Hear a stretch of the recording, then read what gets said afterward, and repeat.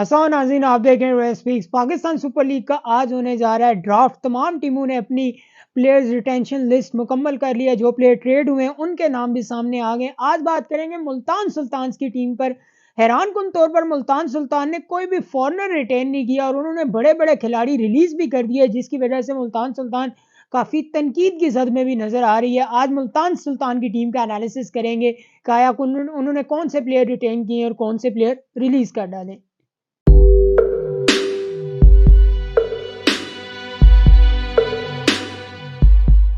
जी हाँ नाज़रीन, मुल्तान सुल्तान की टीम पीएसएल में छठी टीम बनकर शामिल हुई थी। इससे पहले पीएसएल में 5 टीमें होती थी, लेकिन फिर छठी टीम ऐड की गई तो मुल्तान सुल्तान शामिल हुई थी, जिसने पहले सीजन में शोएब मलिक ने आई थिंक मुल्तान सुल्तान की क़यादत की थी, लेकिन बाद में शान मसूद भी मुल्तान सुल्तान के कप्तान रहे और बाद में फिर ये कप्तानी मोहम्मद रिजवान के पास आ गई।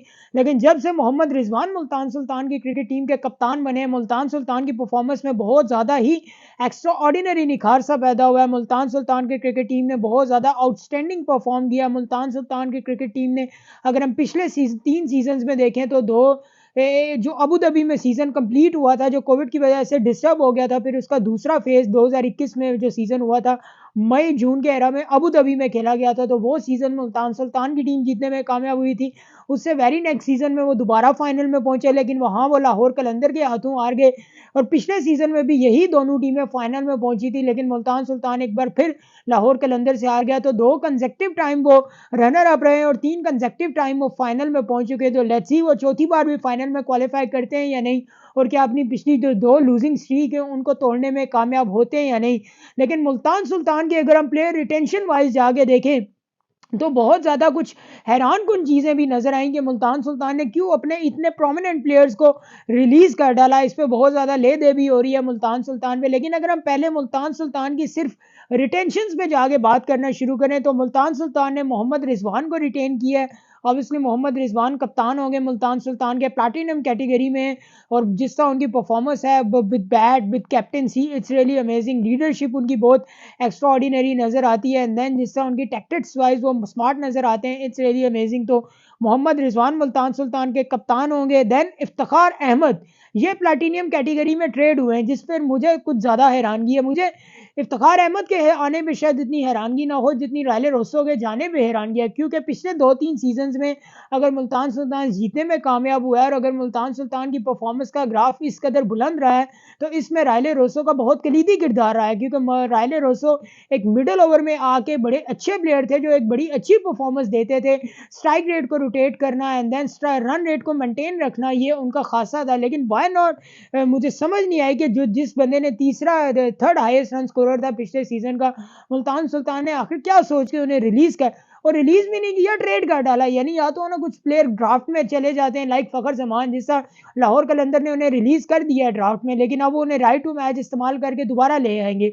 लेकिन इन्होंने तो ट्रेड कर दिया ना बाकायदा, तो अब उनके वापस आने का कोई चांस नजर नहीं आता। तो मेरे लिए थोड़ा हैरानकुन था रायले रोसो का जाना। लेकिन इफ्तिखार अहमद देखे कोई इतने भी बुरे प्लेयर नहीं है, बहुत अच्छे प्लेयर है। पाकिस्तान में चाचा क्रिकेट के नाम से जाने जाते हैं, लेकिन तीसरी आई थिंक चौथी फ्रेंचाइज आई थिंक ये इफ्तिखार अहमद की पीएसएल में, चौथी से भी ज़्यादा आई थिंक पांचवी है, मुझे सही सारी इतनी ज़्यादा खेल चुके हैं मैं याद भी नहीं रहा।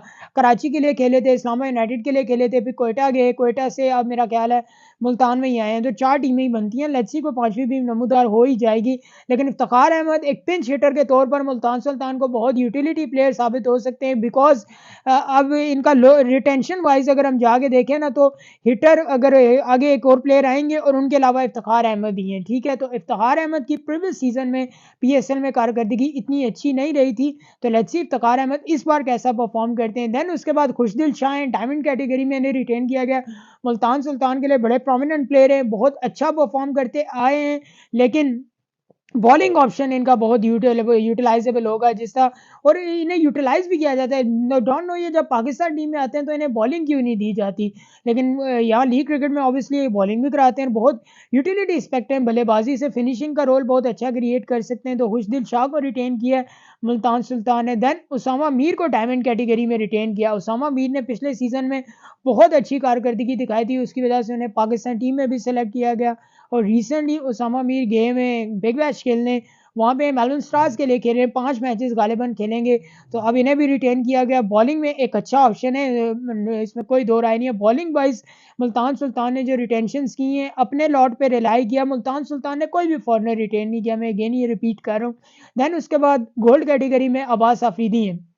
अब्बास आफरीदी लास्ट सीजन में प्लेयर ऑफ द टूर्नामेंट बने थे, बट बहुत ज़्यादा इनके साथ शायद नाइंसाफ़ी हुई है। एक बंदा प्लेयर ऑफ टूर्नामेंट बन रहा है, उन्हें ना उसके फ़ौरन बाद अफ़गानिस्तान की सीरीज़ में सेलेक्ट किया गया, न्यूज़ीलैंड के खिलाफ सीरीज़ में भी नहीं सेलेक्ट किया गया, इवन इमर्जिंग एशिया कप पे भी नहीं सेलेक्ट किया गया, इवन एशियन गेम्स में भी नहीं सेलेक्ट किया गया। बहुत ज़्यादा अब्बास आफरीदी को दीवार से लगा के रखने की कोशिश की गई, लेकिन उनकी परफॉर्मेंस बोल रही है पिछले सीज़न से। लेट्स सी इस बार कैसा परफॉर्म करने देखें।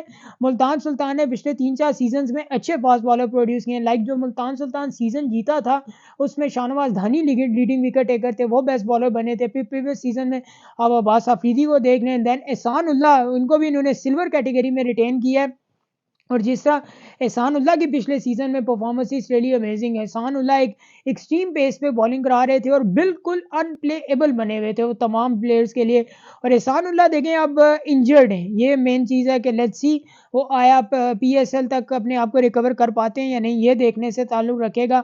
एहसान उल्लाह की रीसेंट इंजरी अपडेट क्या है, इसमें एग्जैक्ट श्योर नहीं हूँ, बट एहसान उल्लाह भी अगर फिट हो जाते हैं तो मुल्तान सुल्तान के लिए एहसान उल्लाह, अब्बास आफरीदी और उसामा मीर, ये ट्रायो बहुत ज़्यादा लीथल साबित हो सकता है और ये पहले लीथल साबित होता भी रहा है। देन उसके बाद फैसल अकरम है। फैसल अकरम को पाकिस्तान टीम के टेस्ट कप्तान शान मसूद की जगह ट्रेड कर दिया गया कराची किंग्स के साथ। ये कराची किंग्स से आए और शान मसूद कराची किंग्स में चले गए और शान मसूद अब कराची किंग्स की क़यादत करेंगे। तो देखें, थोड़ा देखने सुनने में थोड़ा अजीब सा लगता है कि एक इमर्जिंग प्लेयर को पाकिस्तान के कप्तान के साथ ट्रेड किया गया है, लेकिन अब हालात ऐसे ही पैदा हो गए थे, करना पड़ा। लेकिन फैसल अकरम इमर्जिंग में क्या इन्हें खिलाने की तरफ मुल्तान सुल्तान जाएगा या नहीं, या कोई वो और इमर्जिंग प्लेयर सेलेक्ट करेंगे, ये एक बहुत इंपॉर्टेंट चीज़ होगी। देन अगर हम रिटेंशन, तो हमने देख ली है कि जी उनकी कोई फॉरनर्स रिटेंशन नहीं है, लेकिन अगर हम मुल्तान सुल्तान ने जो प्लेयर्स रिलीज़ किए हैं, अगर हम उन पे जाके बात करें, तो ऑब्वियसली एज ए प्लेयर रायले रोसो की हम बात कर चुके हैं। देन उसके बाद शान मसूद की भी बात हो चुकी है। शान मसूद देखें एक प्रोमिनेंट प्लेयर ज़रूर थे मुल्तान सुल्तान के बाद मिडल ऑर्डर में, लेकिन अब मुल्तान सुल्तान की डायमेंशन ऑनेस्टली इस टाइम तक मुझे क्लियर नहीं नज़र आ रही कि, क्योंकि देखिए रिजवान तो ऑब्वियसली टॉप ऑर्डर में, इफ्तिखार अहमद लोअर ऑर्डर में, खुशदिल शाबिल लोअर ऑर्डर में, देन बॉलिंग में 3 ट्रायो हैं। अब इनके साथ फॉरनर्स कौन से आगे जुड़ेंगे, क्योंकि मुल्तान सुल्तान ने अब 6 फॉरनर्स पिक करने हैं, तो ये ड्राफ्ट में सबसे ज़्यादा जो टीम फॉरनर्स प्लेयर पिक करेगी, आई थिंक वो मुल्तान सुल्तान ही होगी। तो ये बड़ा इंपॉर्टेंट होगा कि लोकल लॉट के साथ फॉरनर का वो कॉम्बिनेशन कैसे बनाते हैं। देन उसके बाद जोश लिटल है, ये आयरलैंड से ताल्लुक़ रखते थे, इन्हें रिलीज़ कर दिया गया। समीन गुल, ये एक अच्छा बॉलर था, इसको रिलीज़ कर दिया गया है। बट मोहम्मद सरवर को भी रिलीज़ कर दिया गया। अरफात मिन्हास, ये पीजीएल से आए थे, ये कप्तान थे एक टीम के पीजीएल में, अंडर 19 से ताल्लुक़ रखते हैं। एंड देन इन्हें भी रिलीज़ कर दिया गया। आकिल हुसैन है, इन्हें भी रिलीज़ कर दिया गया। शाहनवाज धानी, इनका इंटरेस्टिंग है थोड़ा रिलीज़ करना, क्योंकि शाहनवाज धानी पिछले सीज़न में हो गए थे इंजर्ड, एंड दैट्स व्हाई उन्हें फिर वो खेल नहीं पाए। इस बार मुल्तान सुल्तान ने उन्हें कर दिया रिलीज़, और मेरा नहीं ख्याल मुल्तान सुल्तान, जो अब तक की खबरें हैं उनके मुताबिक, इनको रिटेन करने जा रहा है। मोस्ट प्रोबेबली शाहनवाज धानी इस बार अपने आबाई सूबे सिंध की टीम कराची किंग्स के लिए एक्शन में नजर आएंगे, जो कि अब तक की इतलात के मुताबिक। आदिल रशीद हैं, देन उसके बाद टिम डेविड, ये बड़ी हैरानकुन चीज़ थी। टिम डेविड, अब बड़ी हैरानकुन रिलीज़ जो आ रही है वो आगे आ रही है। टिम डेविड को क्यों रिलीज़ कर दिया गया मुल्तान सुल्तान की जानिब से? क्या टिम डेविड के लिए राइट टू मैच का ऑप्शन इस्तेमाल करने जा रहा है मुल्तान सुल्तान? क्योंकि टिम डेविड ने जिस तरह लास्ट ईयर में परफॉर्म किया और जितने वो अग्रेसिव प्लेयर हैं, जिस तरह वो सिंगल हैंडेडली मैच को चेंज कर सकते हैं, टर्न ओवर कर सकते हैं, यही मैं कह रहा हूँ। रायले रोसो, टिम डेविड, आगे आप देखेंगे तो डेविड मिलर का नाम आएगा, कैरन पोलार्ड का नाम आएगा। ये 4 प्लेयर्स इनके पास ऐसे थे जो कि एक मैच विनर्स प्लेयर हैं, जो कि सिंगल हैंडली मैच को चेंज कर सकते हैं, जिन्होंने लास्ट ईयर अपनी परफॉर्मेंस से ये बात जस्टिफाई भी की है। बट मुल्तान सुल्तान ने इनमें से किसी को भी रिटेन करना ज़रूरी नहीं समझा। अब वो इनमें से राइट टू मैच तो वो एक के लिए इस्तेमाल करेंगे, वो इंटरेस्टिंग चीज़ होगी कि वो किसके लिए इस्तेमाल करेंगे।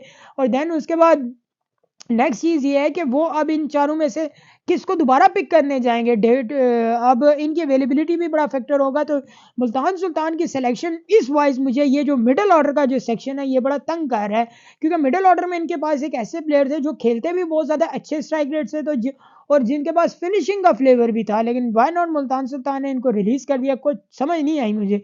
देन उसके बाद उस्मान खान, इनको भी रिलीज़ कर दिया। उस्मान खान वो प्लेयर हैं, आपको याद होगा, जिन्होंने 30 बॉलों में सेंचुरी बना दी थी। पिंडी में किस टीम के खिलाफ बनाई थी? आई थिंक क्वेटा के खिलाफ बनाई थी और 30 बॉलों पे रिकॉर्ड बनाया इन्होंने पीएसएल की तेज़ तरीन सेंचुरी का।